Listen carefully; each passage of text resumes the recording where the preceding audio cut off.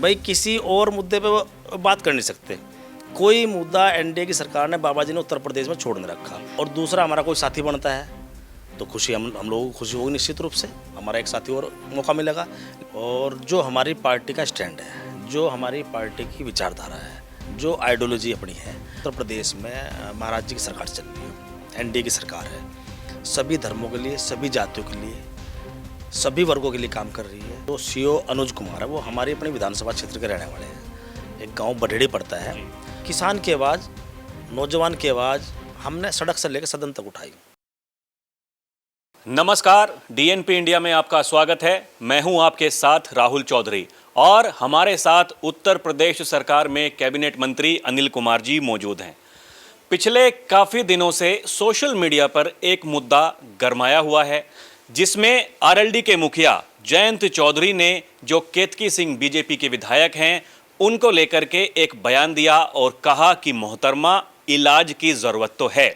जिसके बाद से उस कमेंट पर जयंत चौधरी की बहुत सारी प्रतिक्रियाएं आ रही हैं। कुछ लोग ये कह रहे हैं कि जयंत चौधरी जी ने बहुत दिनों के बाद कोई ऐसा स्टैंड लिया है जिसके लिए वो जाने जाते हैं। हम मंत्री जी से बातचीत करेंगे और ये जानने की कोशिश करेंगे कि मंत्री जी इस पर क्या कहना चाहेंगे। मंत्री जी, बहुत बहुत स्वागत है आपका। धन्यवाद राहुल भाई। तो मंत्री जी, लोग कह रहे हैं कि बहुत दिनों के बाद जयंत चौधरी ने कोई ऐसा स्टैंड लिया है जिसके लिए उन्हें जाना जाता है। नहीं, देखो ऐसा है ना, चॉइस, आप जब भी कोई ऐसी स्थिति परिस्थिति कहीं पैदा होती है, या मान लो कोई किसी का बयान आता है किसी भी नेता का, और जो हमारी पार्टी का स्टैंड है, जो हमारी पार्टी की विचारधारा है, जो आइडियोलॉजी अपनी है, हम उसके आधार पे ही जो है हमारा नेतृत्व बयान देता है। तो चौधरी साहब ने जो स्टैंड लिया ठीक लिया है। उसमें केतकी जी का जो बयान था, जिसके भाव में वो जो चौधरी साहब ने बात कही है, वो सही कही है। वो मेरे हिसाब से वो बयान गलत है और किसी भी जनप्रतिनिधि को ऐसा बयान शायद नहीं देना चाहिए। क्योंकि जब चुनाव होता है, जब चुनाव में हम लोग जाते हैं और जब चुनाव जीतते हैं, तो जीतने के बाद में हम सब लोग सबके हो जाते हैं। पूरी विधानसभा क्षेत्र में रहने वाले जितने भी लोग हैं, वो किसी भी धर्म से हों, किसी भी जाति से हों, सभी के प्रति जिम्मेदारी हमारी बराबर होती है। तो इसलिए मेरे हिसाब से कोई इस प्रकार का बयान नहीं देना चाहिए। और वो उनका अपना व्यक्तिगत बयान है, सरकार का बयान नहीं हम मान सकते उसको। कोई कहने लगा सरकार का बयान है। देखो, आज उत्तर प्रदेश की हम अगर बात करें, उत्तर प्रदेश में महाराज जी की सरकार चल रही है, एनडीए की सरकार है, सभी धर्मों के लिए, सभी जातियों के लिए, सभी वर्गों के लिए काम कर रही है, बिना किसी भेदभाव के, बिना धार्मिक भेदभाव के, बिना जातीय भेदभाव के। तो हम ये कैसे कह सकते हैं कि अलग अलग होना चाहिए? सरकार को स्टैंड नहीं है। मंत्री जी, हम देख रहे हैं कि पिछले काफ़ी कुछ दिनों से संभल मुख्य धारा में बना हुआ है और हमने देखा कि जुम्मे के दिन होली का जो पर्व था, उसको लेकर के प्रशासन ने जिस तरीके से इंतज़ाम किए थे, वो अपने आप में काबिल तारीफ़ थे। बहुत सारे लोग ये कह रहे थे कि भाई इतनी पुलिस की वहाँ पर क्या ज़रूरत है, लेकिन जिस तरीके से ज़रूरत पड़ी होगी भाई, तभी पुलिस को लगाया गया होगा। जो वहाँ के सीओ हैं, उनको लेकर के बहुत बातें की जा रही हैं और ख़ासकर विपक्षी पार्टियों की अगर हम बात करें तो जो रामगोपाल यादव जी हैं, उन्होंने कहा कि भाई अगर हमारी सरकार आती है तो उनको जेल में डाल देंगे। और देखिए, बहुत सारे लोग ये बात कह रहे हैं कि भाई उनकी जान को खतरा है, कुछ उनके साथ में अनहोनी हो सकती है। आप किस तरीके से देखते हैं जो उनका काम करने का तरीका है और जो विपक्षी पार्टियाँ उनके ऊपर सवाल उठा रही हैं, क्या आप कहना चाहेंगे? देखो, ऐसा है ना, जो सीओ अनुज कुमार है, वो हमारे अपने विधानसभा क्षेत्र के रहने वाले हैं। एक गांव बरहेड़ी पड़ता है, अर्जुन अवार्डी है, और उन्होंने पहले भी अपना देश का स्पोर्ट्स में नाम किया है और स्पोर्ट्स कोटे से ही वो सर्विस में गए हैं। और देखो, बात करें हम संभल की स्थिति परिस्थितियाँ क्या हैं, हमसे बेहतर वहाँ का प्रशासन जानता है, वहाँ के स्थानीय लोग जानते हैं। दूसरा, ये इसमें भी कोई दो राय नहीं है कि संभल संवेदनशील तो है आज की तारीख में। वहाँ एक बड़ी घटना पहले भी हो चुकी है। तो अगर उन्होंने कोई बयान दिया है तो वहाँ की स्थिति परिस्थिति आज समझते हुए बयान दिया है। और आज आप देख लो, होली मन चुकी, जुम्मा भी चला गया, शांतिपूर्वक पूरे प्रदेश में लगभग शांति रही, कहीं कोई दिक्कत परेशानी नहीं आई। तो ऐसा नहीं है, वो जो बयान दिया था वहाँ शांति स्थापित हो, वहाँ कानून का राज उत्तर प्रदेश में स्थापित है और वहाँ भी संभल में कैसे शांति स्थापित हो, वहाँ शांति बहाल हो, यही यही मकसद सरकार का भी है, प्रशासन का भी है। मेरे हिसाब से उसमें कोई गलत नहीं है। उसको जो एंगल दिया जा रहा है, वो विपक्ष के जो लोग हैं उसको गलत तरीके से, उसको राजनीतिक रूप से राजनीतिकरण करके उसको एंगल देने की कोशिश कर रहे हैं, तो वो नहीं होना चाहिए।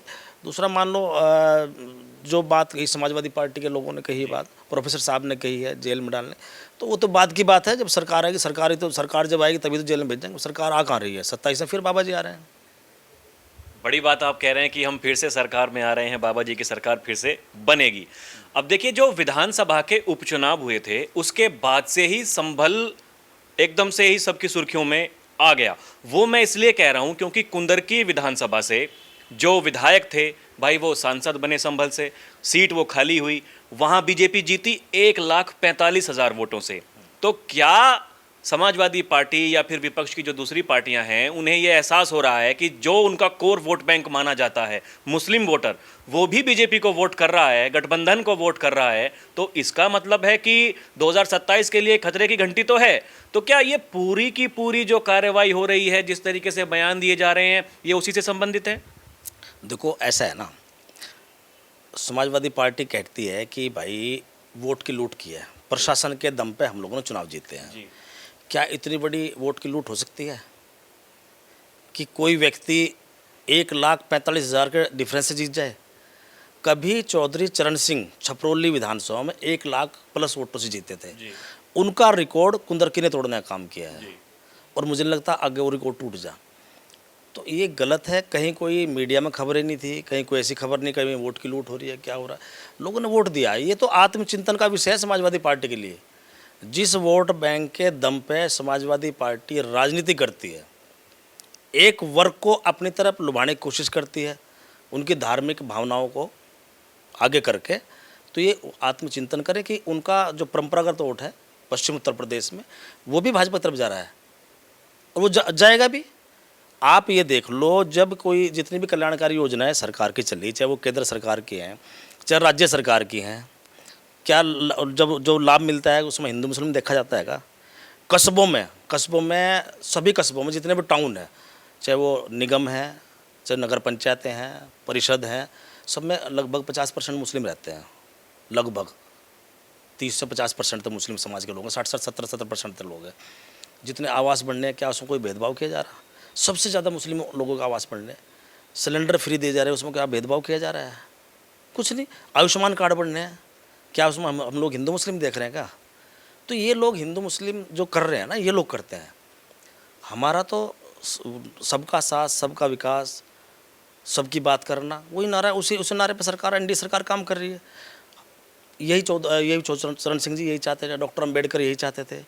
आज राष्ट्रीय लोकदल एनडीए में शामिल है, लेकिन हम अपनी विचारधारा पर भी कायम हैं। विचारधारा, भाजपा अपनी विचारधारा पर कायम है, राष्ट्रीय लोकदल अपनी विचारधारा पर कायम है। कहीं कोई बात आती है तो निश्चित रूप से हमारे नेता जैसा भी आदेश निर्देश होता है उसी हिसाब से हम लोग रिफ्लेक्ट करते हैं। विचारधारा की आपने बात की। देखिए, मैं गांव देहात में जाकर के अक्सर लोगों से बात करता हूं, ये जानने की कोशिश करता हूं, भले ही चुनाव हो या फिर चुनाव के बाद के दिन हो, चुनाव के पहले के दिन हो, 2027 का विधानसभा चुनाव होना है, सुगबुगाहट अभी से तेज़ हो गई है। अब कुछ लोगों का ऐसा कहना है, ऐसा मानना है मंत्री जी, कि जिस तरीके से राष्ट्रीय लोकदल मुखरता से जो अपने मुद्दे उठाया करती थी, अब राष्ट्रीय लोकदल के नेता उस तरीके से अपनी बातें नहीं रख पा रहे हैं। वो भले ही देखिए गन्ना किसानों को लेकर के बात हो, क्या आप कहना चाहेंगे अगर नहीं रख पा रहे हैं तो क्या वजह है? देखो, मुझे लगता है कि 2007 से जी। हम लोग सत्ता से बाहर हैं, राष्ट्रीय लोकदल विशेषकर। 7 से 12 बसपा की सरकार पूर्व मंत्री, राष्ट्रीय लोकदल साझेदार नहीं रहा। 12 से 17 अखिलेश जी रहे, राष्ट्रीय लोकदल उसमें साझेदार रहा। उसके बाद लगातार भारतीय जनता पार्टी की सरकार है। देखो, आप थोड़ा सा अगर हम राष्ट्रीय लोकदल के इतिहास पर जाएं, जी। हमारा जो वोटर है ना, जो हमारा कोर वोटर है या जो राष्ट्रीय लोकदल के सपोर्टर हैं, उन्हें नेतृत्व पर विश्वास रखना चाहिए एक तो। और मुझे विश्वास है, पूर्ण विश्वास उन लोगों है चौधरी साहब के परिवार पे, जो भी कुछ किया है आज तक। चौधरी चरण सिंह परिवार ने ही किसानों के लिए, युवाओं के लिए, दलितों के लिए, वंचितों के लिए, पिछड़ों के लिए हमेशा इन्होंने लड़ाई लड़ी। ये कहीं भी रहे हों, यूपी की सरकार में भी रहे, एनडीए की सरकार में रहे, लेकिन रहने के बाद में जो हित है, सर्वोपरि जो हित है, वो किसान, युवा, नौजवान इनके केंद्र में रहा और वो आज भी है। हम लोग लंबे समय तक विपक्ष में रहे, 2 साल हम लोग भी विपक्ष में रहे उत्तर प्रदेश में। किसान की आवाज़, नौजवान की आवाज़ हमने सड़क से लेकर सदन तक उठाई। विपक्ष की जो आवाज़ होती है वो उसका रिफ्लेक्शन जो है उसका भी होता है, उसका भी रिफ्लेक्शन होता है, उसका अट्रैक्शन भी हो जाता है कई बार, सत्ता के खिलाफ उसका अट्रैक्शन भी हो जाता है जनता में। लेकिन ऐसा नहीं है, राष्ट्रीय लोकदल आज भी बड़ी मजबूती के साथ में हम लोग जो है, जो हमारा प्लेटफॉर्म सरकार का प्लेटफॉर्म है, वो हमारे सामने जो प्लेटफॉर्म है सरकार का है, तो सरकार के समक्ष हम सारी बातें रख रहे हैं। जो साहब सेंटर में रख रहे हैं, हम लोग उत्तर प्रदेश में जो हमारे दिशा निर्देश वो देते हैं, उसी हिसाब से हम लोग जो माननीय मुख्यमंत्री से बात करते हैं। गन्ने की बात आपने कही, गन्ने के विषय पे भी हम लोगों ने माननीय मुख्यमंत्री से वार्ता की है। हम लोग, मैं व्यक्तिगत रूप से मुझसे पूछा, व्यक्तिगत रूप से मैं ये चाहता था कि गन्ने का रेट बढ़ जाए जी। और किसान भी ये चाहता, क्योंकि किसानों की भावना ये थी कि इस बार भी कुछ बढ़ोतरी हो। अब कुछ कारण रहे वो इस बार नहीं बढ़ पाया, लेकिन चौधरी साहब के निर्देश पे हम लोग जो है मिले थे, एमपी साहब जो हमारे बिजनौर, चंदन भाई और 2-3 हम लोग थे, 4-5 लोग हम एक बार मिले। फिर दूसरी बार चौधरी साहब ने कहा कि इस बार आप सब लोग एक बार मुख्यमंत्री से मिलो और जो लोगों की, किसानों की भावना है उनसे उनको अवगत कराओ। तो हमने फिर मिले, लेकिन निर्णय ऐसा हुआ कि वो रेट एज इट इज़ रख दिया गया। उसके बाद फिर हम माननीय मुख्यमंत्री दोबारा फिर मिले, सभी लोग, हम 12 के 12, हम जवाब 12 जनप्रतिनिधि हैं उत्तर प्रदेश में, 9 अपने एमएलए हैं, 1 एमएलसी हैं, 2 अपने एमपी। हम लोग फिर मुख्यमंत्री, ये अभी कुछ दिनों पहले की बात है जी, गन्ने का रेट घोषित होने के बाद में फिर मिले थे, चौधरी साहब के निर्देश पे मिले थे और सार्थक बातें हुई हैं। और निश्चित रूप से जो हमारे किसान भाइयों की भावनाएं हैं, इस बार निश्चित रूप से जो अब सेशन स्टार्ट होगा, देखो अब तो चला गया, अब जो आगे अक्टूबर-नवंबर में जो सेशन गन्ने का 2025-26 वाला स्टार्ट होगा, तो निश्चित रूप से जो लोग चाहते हैं, मुझे लगता है कि जो लोग चाहते हैं, जैसे माननीय मुख्यमंत्री से हमारी बात है, जो लोग चाहते हैं उनकी इच्छा पूर्ण होगी, मुझे लगता है। जो चौधरी साहब ने कहा कि भाई 100 सुनार की 1 लोहार की, बिल्कुल वही बात होने वाली है। वही होगा। फिर मैं पूछूँ, उसके बाद विपक्ष के लोग कहाँ जाएंगे? इसके अलावा तो कोई मुद्दा उन पर है नहीं बेचारों पर। भाई किसी और मुद्दे पे वो बात कर नहीं सकते। कोई मुद्दा एनडीए की सरकार ने, बाबा जी ने उत्तर प्रदेश में छोड़ नहीं रखा। पश्चिम उत्तर प्रदेश में एक छोटी सी गन्ने की बात कर रहे हैं, गन्ने को भाव की लेकर बात है, वो ख़त्म हो जाएगी।